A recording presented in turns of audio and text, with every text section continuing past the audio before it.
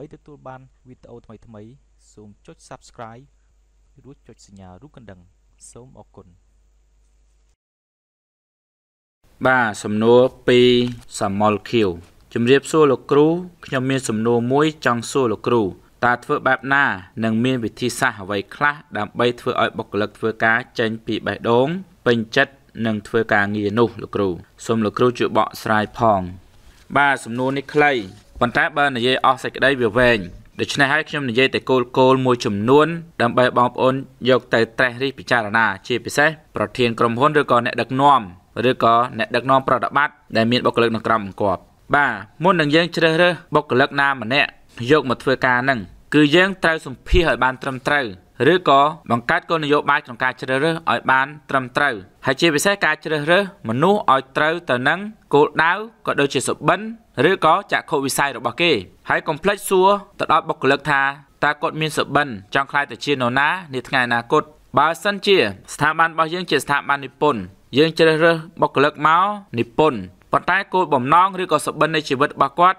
ចង់ខ្លាយទៅជាពិធីករឬក៏សិល្បករនៅថ្ងៃអនាគតដូច្នេះការងាររបស់យើងនេះមិនអាចនឹងផ្ដល់ឲ្យគាត់ទៅសម្រេចសុបិនរបស់គាត់ទេហើយបើសិនតែគាត់ធ្វើការងារឲ្យយើងក៏ធ្វើការងារដើម្បីតែលុយដែរគឺមិនបានធ្វើការងារដើម្បីគោលដៅរបស់គាត់នោះទេតើតែគាត់ធ្វើការងារដើម្បីគោលដៅរបស់គាត់តែគាត់បញ្ចេញសមត្ថភាពរបស់គាត់អស់ពីលទ្ធភាពហើយគាត់ធ្វើការងារនោះដោយការស្រឡាញ់ពេញចិត្តបើស្ថាប័នរបស់យើងជាស្ថាប័ននិពន្ធគ្រឹះស្ថានរបស់យើងជាគ្រឹះស្ថាននិពន្ធដូច្នេះពេលដែលយើងជ្រើសរើសបុគ្គលិកគឺយើងត្រូវតែជ្រើសរើសបុគ្គលិកទាំងឡាយណាដែលមានចក្ខុវិស័យស្រឡាញ់ការនិពន្ធស្រឡាញ់វិស័យនិពន្ធនិងមានគោលដៅជីវិតគឺថាចង់ខ្លាយទៅជាអ្នកនិពន្ធនាថ្ងៃអនាគតនឹងជាចំណុចទី1ដែលយើងត្រូវជ្រើសរើសបុគ្គលិកឲ្យសមស្របទៅនឹងចក្ខុវិស័យរបស់យើងចក្ខុវិស័យរបស់គាត់និងចក្ខុវិស័យរបស់យើងត្រូវគ្នាចក្ខុវិស័យរបស់គាត់ត្រូវគ្នាជាមួយនឹងចក្ខុវិស័យរបស់ក្រុមហ៊ុនទើបគាត់ខិតខំប្រឹងប្រែងធ្វើការងារទៅតាមសុបិនរបស់គាត់មិនមែនធ្វើការងារដើម្បីលុយ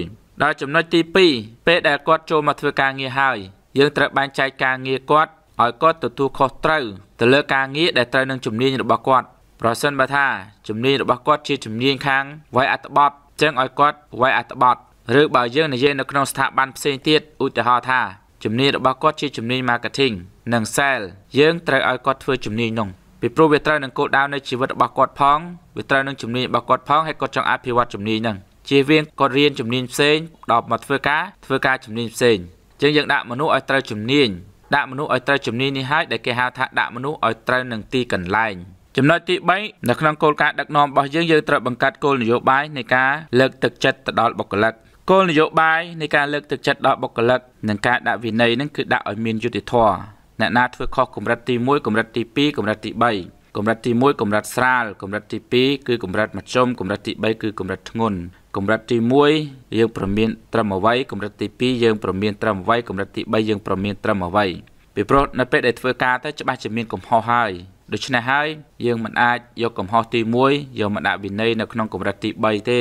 ហើយកំហុសទាំងឡាយនោះគឺយើងត្រូវបង្ហាញគាត់ឲ្យគាត់បានយល់ដែរពេលធ្វើកិច្ចសន្យាជាមួយគ្នាយើងបានឲ្យគាត់មើលកិច្ចសន្យាទាំងអស់ពេលប្រគល់ការងារយើងក៏បានប្រគល់ទៅលើกระดาษស្នាមឲ្យគាត់ផ្តិតមេដៃថាគាត់មានការទទួលខុសត្រូវលើការងារអ្វីខ្លះហើយនៅក្នុងនោះមានការសន្យាអ្វីខ្លះហើយក៏មានវិន័យអ្វីខ្លះគឺយើងសរសេររាយរាប់ប្រាប់សេចក្តីឲ្យអស់ក្នុងនឹងទៀតសោតក៏យើងត្រូវតែមានគោលនយោបាយក្នុងការលើកទឹកចិត្តដល់បុគ្គលិកបើសិនជាបុគ្គលិកធ្វើបានស្នាដៃកម្រិតទី1យើងត្រូវផ្ដល់អ្វីខ្លះឲ្យគាត់កម្រិតទី2ផ្ដល់អ្វីឲ្យខ្លះឲ្យគាត់កម្រិតទី3ផ្ដល់អ្វីខ្លះឲ្យគាត់មកថាកម្រិតទី1ជាកម្រិតដំបូងឬក៏ជាកម្រិតទាបដល់ចំណុចទី2ជាកម្រិតមធ្យមកម្រិតទី3គឺកម្រិតខ្ពស់យើងអាចផ្ដល់ជាការលើកឋានៈតំណែង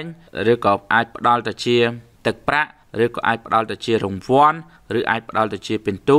ឬក៏អាចផ្ដល់ទៅជាផលប្រយោជន៍ផ្សេងទៅតាមអ្វីដែលពួកគាត់ចង់បានហើយនៅក្នុងនឹងដែរភាពជាអ្នកដឹកនាំរបស់យើងក្នុងការដឹកនាំបុគ្គលិកទាំងអស់នោះគឺយើងត្រូវមានអត្តចរិតរបស់យើងជាអ្នកដឹកនាំអត្តចរិតរបស់យើងជាអ្នកដឹកនាំត្រូវតែមានខួរក្បាលឈានមុខគាត់ឆ្នើមជាងគាត់បានសេចក្តីថា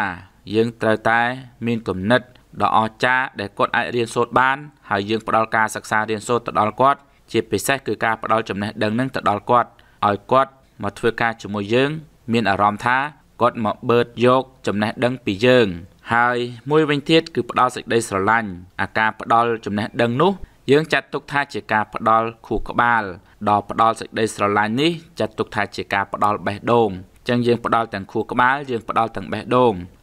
ងគឺសេចក្តីស្រឡាញ់ការឲ្យតម្លៃការយកចិត្តទុកដាក់ការរាប់អានគ្នាអញ្ចឹងនៅពេលដែលយើងផ្ដល់សេចក្តីស្រឡាញ់ការឲ្យតម្លៃការយកចិត្តទុកដាក់ការរាប់អានគ្នាមនុស្សមានទឹកចិត្តជាមួយយើងកុំមើលងាយគ្នាថាគ្នាជាបុគ្គលិកដែលស៊ីប្រាក់ខែយើងចង់ប្រើយ៉ាងម៉េចក៏បានយើងចង់ធ្វើអីតាមអំពើចិត្តរបស់យើងក៏បានមិនដូច្នោះទេមនុស្សមកធ្វើការជាមួយយើងគាត់មានតម្លៃរបស់គាត់យើងមានតម្លៃរបស់យើងនៅក្នុងក្របខ័ណ្ឌនៅក្នុងលក្ខខណ្ឌមួយធ្វើកិច្ចការងារពិតណាស់ត្រូវមានឋានានុក្រមដែលត្រូវគោរពនិងឲ្យតម្លៃគ្នាទៅវិញទៅមកយើងមិនអាចធ្វើជាប្រធានម្នាក់ដែលមានអត្តចរិតមិនត្រឹមត្រូវមិនគប្បីទេ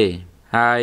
មួយវិញទៀតបន្ទាប់ពីយើងផ្ដល់ខួរក្បាលផ្ដល់បេះដូងយើងក៏ត្រូវតែផ្ដល់នូវផលប្រយោជន៍ដែរផ្ដល់នូវផលប្រយោជន៍អាចផ្ដល់ជាទឹកប្រាក់អាចផ្ដល់ជាប្រាក់រង្វាន់ហើយទឹកប្រាក់នោះគឺជាការផ្ដល់នូវទឹកប្រាក់ឬក៏ផលប្រយោជន៍ដែលគាត់ពេញចិត្តដែលគាត់អាចទទួលយកបានដែលគាត់មានអារម្មណ៍កក់ក្ដៅដែលគាត់គិតថាគាត់នឹងមានអនាគតនៅកន្លែងហ្នឹង